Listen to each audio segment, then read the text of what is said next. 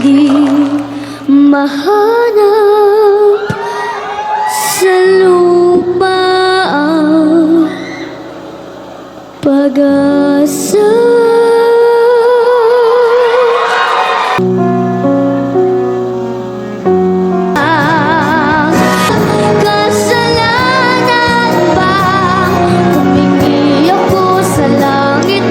So yun po guys, hello po, kamusta po ang lahat? Ayan, nandito na naman po ako manggugulo sa inyong sa inyong pag-Facebook or pag-YouTube.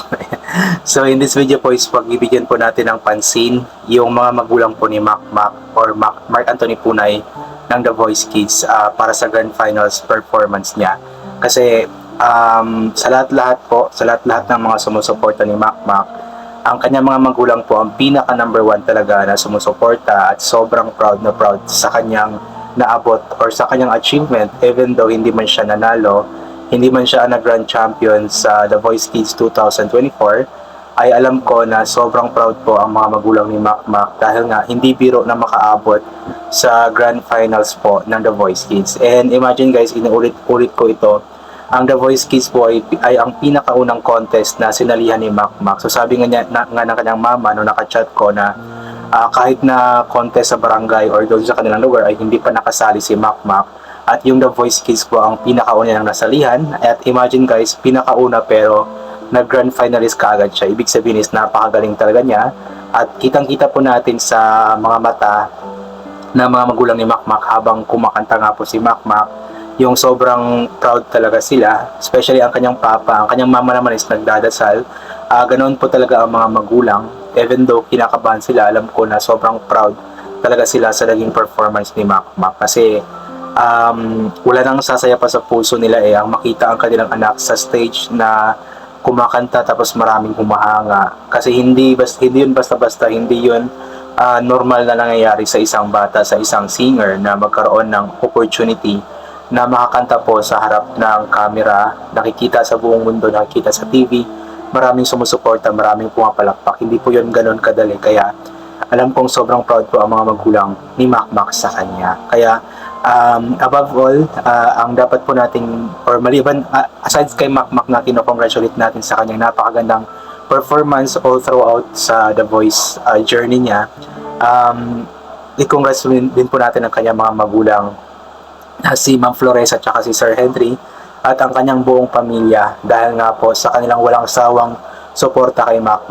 Galing pa sila ng Cebu pumunta ng Maynila para lang talaga suportahan si Mac sa kanyang journey sa The Voice Kids. And after guys, since tapos na nga po yung The Voice Kids, mapapanood pa din naman natin si Mac at ang The Voice Kids or top 4 sa TV, kasi I believe meron pa silang mga guestings after Christmas or after New Year sa 2025, so abangan po natin iyon. And regarding naman po sa kanta ni Mac na Himala, so hindi ko na po i-play dito sa video na ito, yung na lang, yung sa intro naman na lang. Pero kung gusto niyo po mapanood yung video or yung buong performance ni Mac sa kanyang kinanta na Himala sa Grand Finals, ay pwede niyo po itong mapanood sa The Voice Kids Philippines na Facebook page at YouTube channel. Then sa aking Facebook page din po, meron akong pinost ko din po yun, at sa iba pang mga pages like sa page ni DJ Al, i-search nyo lang, may mga videos po na may mga mga Facebook pages na nagpost po ng kanyang performance nga po. So regarding nga po sa kanyang performance, napakagaling nga po ng kanyang pagkanta. Yung unang lines pa lang, yung sa intro pa lang ng kanyang pagkanta is talagang parang tumindig na yung balahibo ng lahat ng mga tao.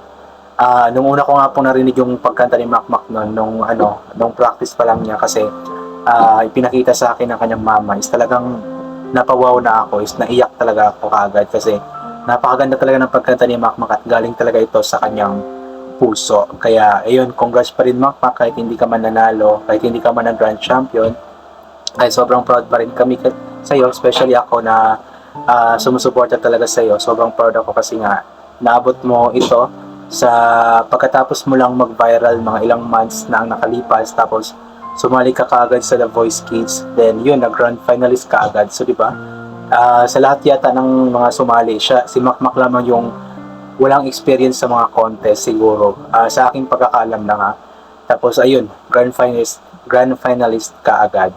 And also siya yung pinakabata, aside kay Christina na yung foreigner din, si Makmak ang pinakabata, especially sa mga grand finalists. Tapos even though siya ang pinakabata, ay talagang nilaban niya ang kanyang pangarap. Lumaban siya hanggang dulo, nilabanan niya, nakipagsabayan siya sa may mga experience na sa mga contest like nila Hebron, nila Nevin, nila Wences at iba pang mga kalahok sa The Voice Kids. Kaya congratulations Makmak, kasi talagang ipinatunayan mo na magaling ka. At alam kong mas gagaling ka pa. Napakabata mo pa 8 years old ka pa lang. So I believe makalipas ang ilang mga buwan or taon, alam ko na mas gagaling ka pa at mas mapatunayan mo pa sa lahat na karapat-dapat ka na naging part nga po ng top 4 ng The Voice Kids. Kaya congrats sa iyo Makmak, and congratulations sa lahat.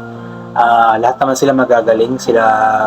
Of course si Nevin, magaling talaga si Nevin, kaya nga po siya nag-champion kasi maraming sumusuporta sa kanya at ang kanyang performance din talaga is napakagaling. And of course Hebron, magaling din talaga si Hebron, napakataas ng boses. Si Wences din magaling din talaga kasi nga magagaling din naman talaga ang kanilang mga coaches hindi naman basta-basta yung mga coaches nila, mga napakagagaling na mga singers ng ating bansa. Si Sir Belly nga po ng Team Believe is international artist, di ba? Tapos si Julian San Jose, si Coach Pablo, si Coach Tel, mga makabagong singers na hinahangaan nga po ng lahat. Kaya hindi basta-basta yung mga coaches nila. Kaya talagang mas nag-improve sila, especially si Makmak, mas nag-improve siya sa tulong nga po unang-una ni Coach Pablo, kasi nga po si Coach Pablo yung pinakauna yung naging coach.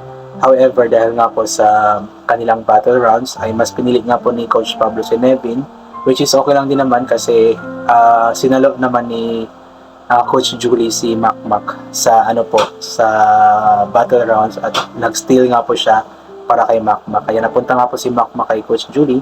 At doon nga po, dalawa nga po yung naging coach ni Makmak, kaya mas lalo siyang gumaling.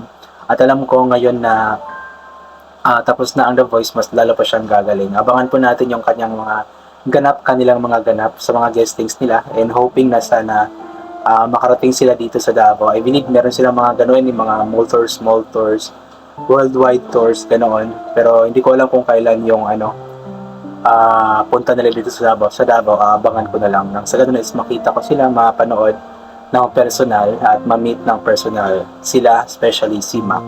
Ayan. So yun po guys, I think hanggang dito na lang po itong gagawin ko na reaction video at ang dami ko na pong sinasabi. Pasensya na po. So thank you so much po once again. God bless po sa ating lahat at bye for now po.